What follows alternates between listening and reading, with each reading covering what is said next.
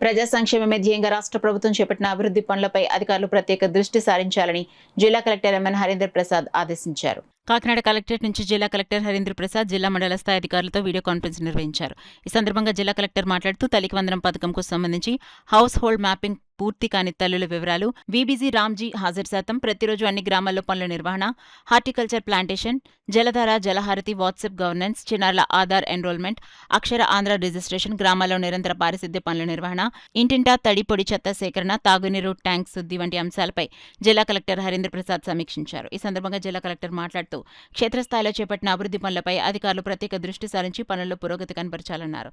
ఇందుకు క్షేత్రస్థాయి అధికారులు అత్యంత బాధ్యతతో పనిచేయాలని జిల్లా కలెక్టర్ స్పష్టం చేశారు. ముఖ్యంగా తల్లికి వందనం పథకంలో హౌస్ హోల్డ్ మ్యాపింగ్ ప్రక్రియను వెంటనే పూర్తి చేయాలని, వీబీజీ రామ్జీ హాజరు శాతంపై నిరంతరం పర్యవేక్షణ ఉండాలని ఆదేశించారు. ప్రభుత్వ లక్ష్యాల సాధనలో అధికారులు క్రియాశీలక పాత్ర పోషించాలని, నిర్లక్ష్యానికి తావు లేకుండా నిబద్ధతతో పనిచేయాలని ఆయన పిలుపునిచ్చారు. ఈ వీడియో కాన్ఫరెన్స్లో Zilla Parishad CEO Lakshmanarao, DWAMA PD Madhusudan, RWS SE MD Matin, Panchayati Raj SE AVS Srinivasarao, irrigation EE Seshagirirao, DE Ravikumar, ఇతర అధికారులు తదితరులు పాల్గొన్నారు.